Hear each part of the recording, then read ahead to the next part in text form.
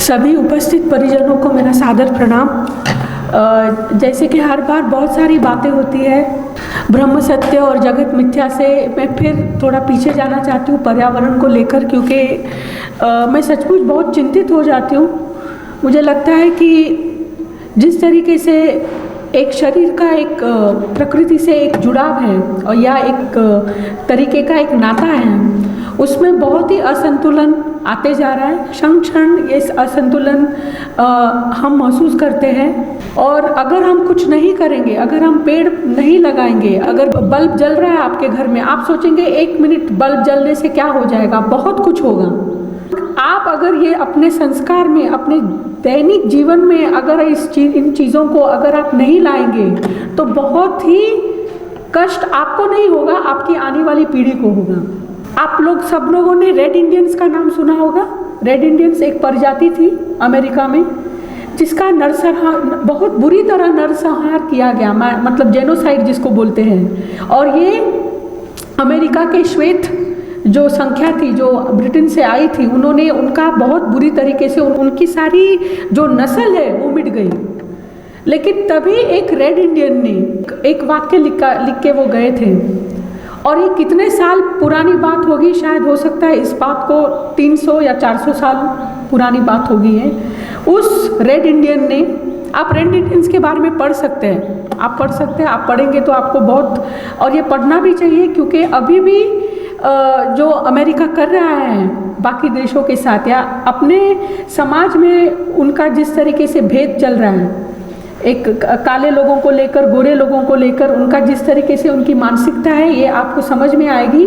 लेकिन आप अगर रेड इंडियंस का वो वाक्य को अगर आप सुनेंगे तो वो इतना अंदर से इतना आपको डिस्टर्ब करेगा वो वाक्य। वो कहते हैं कि जब पूरे दुनिया से वायु चली जाएगी, जब पूरे दुनिया से नदी का पानी सूख जाएगा, और जब नदी का सारा पानी सूख जाएगा, जब हवा से सारा, हवा का जो तत्व है जिसमें आपको एक सुख की अनुभूति होती है, एक फ्रेशनेस की अनुभूति होती है, वो जब चली जाएगी और जब सब कुछ खत्म हो जाएगा इस पृथ्वी से प्रकृति को लेकर, तब आदमी को शायद समझ में आएगा कि मेरे बैंक में रखे हुए नोट हम खा नहीं सकते, मेरा जो गाड़ी है, गाड़ी पे रखा हुआ थोड़ा बहुत तेल है वो हम पी नहीं सकते।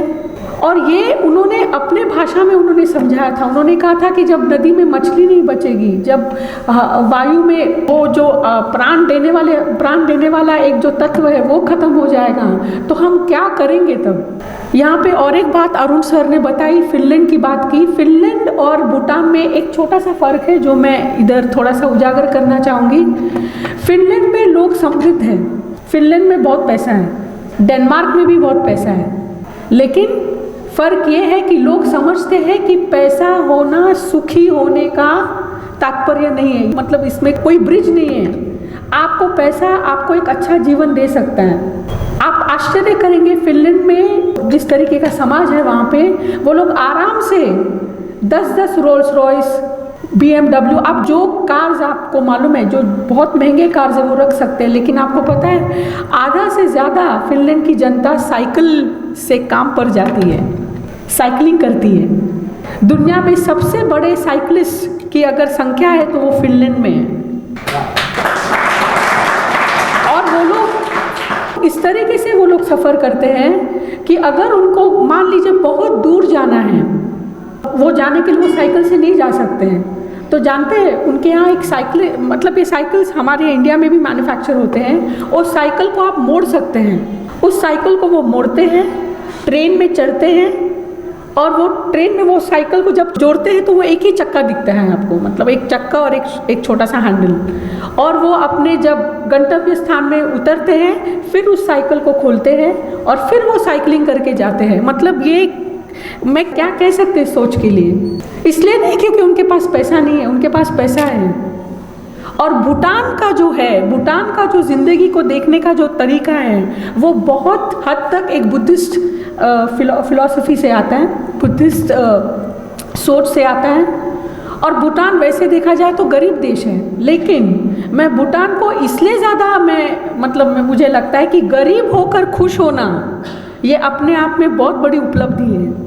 फिनलैंड अमीर होकर खुश है क्योंकि उसकी सोच दूसरी है। वो सोचता है कि नहीं, मैं जहाँ पे हूँ मैं ठीक हूँ, मुझे इससे ज़्यादा शायद चाहिए, और अगर चाहिए भी तो मैं उस चीज़ को जो मुझे चाहिए वो मेरे जीवन का सबसे बड़ा केंद्र नहीं होगा, उसको मैं हासिल करके मैं ठीक, मतलब मैं दूसरा कुछ और सोचूंगा। लेकिन भूटान में लोग गरीब होकर खुश होते हैं। ये कहीं ना कहीं कबीर के तत्व से मिलता है, जो कबीर झोपड़ी में रहकर वो आपको दुनिया से रिहा होने की बात करते हैं। वो कहते हैं कि नहीं, सब कुछ नश्वर है। ये कहीं ना कहीं उस सोच से मेल खाता है। और एक बात मैं जाते जाते ख़त्म मतलब कहना चाहती हूँ, होली का पर्व है। मैं 2-3 बार होली में रही हूँ, और अधिकतम तो नहीं लेकिन 1/4 जो चुटकुले सुनाए जाते हैं वो ये सुनाए जाते हैं कि पत्नी से लोग कितने डरते हैं, पति कितने डरते हैं। ये इतना बड़ा झूठ है, ये उतना ही बड़ा झूठ है जितना बड़ा झूठ हम समझ सकते हैं कि ये अगर हम कहें कि नहीं सब दुनिया में ठीक है। दुनिया में ठीक तो कुछ नहीं है। मैं दरख्वास्त करूंगी सब लोगों से कि पत्नियों पर चुटकुला करना छोड़ दीजिए। हम लोग कपिल शर्मा शो में नहीं हैं। ये एक चलन चल पड़ा है कि हम पत्नियों से कितना डरते हैं, पति कितना डरते हैं। सब यहाँ जितने महिलाएं बैठी हैं ये सब जानती है, वो जानते हैं, और उनकी गायत्री माता जानती है, और वो परमात्मा जानता है। ये हो सकता है, मैं ये नहीं कह रही हूँ कि नहीं, लेकिन इज्जत और मर्यादा ये रखकर, इसकी शालीनता रखकर आप होली का पर्व मनाएं। और मैं कोई रंग में भंग नहीं डालना चाहती हूँ, लेकिन कृपया इस चीज़ को ध्यान में रखें। और एक बात, हम लोग ने फिनलैंड की बात की, हम लोग ने भूटान की बात की। भारत बहुत विचित्र देश है। भारत में खुश रहने की सब कुछ है भारत में, लेकिन व्यक्तिगत स्वार्थ इतना बड़ा है भारत में। चाहे वो परिवार के रिश्ते हो, चाहे वो बाहर के आपके वर्क कल्चर के रिश्ते हो, ये भारत को रोकता है सबसे श्रेष्ठतम श्रेणी पाने में, खुश होने में, क्योंकि हमारा व्यक्तिगत स्वार्थ इतना बड़ा है। हम लोग व्यक्तिगत स्वार्थ के चलते हमेशा, भ्रष्टाचार की भी बात मैं नहीं कर रही हूँ, भ्रष्टाचार उसके दूसरे लेवल पे है। व्यक्तिगत स्वार्थ के चलते हम दूसरों के तरफ जो लापरवाही दिखाते हैं, रिश्तों में जो लापरवाही दिखाते हैं, क्योंकि हमारा व्यक्तिगत स्वार्थ हमारे लिए इतना बड़ा है, इतना। हम जब, बुरा मत मानिए, प्लीज़ बुरा मत मानिए, मैं आपसे अभी से माफ़ी मांगती हूँ। हम जब भोला बाबा के यहाँ जाते हैं, सब कुछ करते हैं, कितना लोग ये सोचते हैं कि बाबा हमको निवृत्ति दो इस दुनिया से, हम आपके साथ एक हो जाए। कितने लोग ऐसा सोचते हैं कि आप जैसे वैसे हमको थोड़ा सा आपका, आप जिस तरीके से सब कुछ छोड़ के बैठे हुए हैं, गले में सर्प लटका के फिर रहे, हम लोगों को इस तरीके से, हम लोगों को वैराग्य का एक भावना हमें उत्पन्न कीजिए। कितना लोग हम लोग सोचते हैं। हम लोग नहीं सोचते हैं। हम लोग क्या सोचते हैं, ये दीजिए वो दीजिए। हमारे इंडियन सांता क्लॉज है वो, और साल भर चलता है ये सांता क्लॉज का परिक्रमा, है कि नहीं। पति दीजिए, अच्छा पति दीजिए, नहीं और भी अच्छा दीजिए। और भी अच्छा क्या, मतलब अगर उसके पास अभी 2 व्हीलर है तो 4 व्हीलर, अच्छा 4 व्हीलर में भी अच्छा 4 व्हीलर, ये अनंत है। इसलिए कहीं ना कहीं इस चीज़ को आप, वैराग्य की बात की अरुण सर ने, इस चीज़ को आप उत्पन्न कीजिए, क्योंकि सब कुछ यहीं पे रहने वाला है और कुछ नहीं। और प्रकृति बहुत सुंदर है, प्रकृति जैसा कुछ नहीं। मेरी माँ हमेशा कहती है कि भगवान आपको शायद माफ़ करे, लेकिन प्रकृति कभी माफ़ नहीं करती है। इसलिए आपकी गति और प्रकृति दोनों का तालमेल रखें तो आप सुखी रहेंगे। और आप अगर व्यक्तिगत स्तर पे अगर आप खुश रहेंगे तो आपको प्रयास करने की ज़रूरत भी नहीं, आपके इर्द गिर्द लोग खुश रहेंगे। ठीक है, धन्यवाद।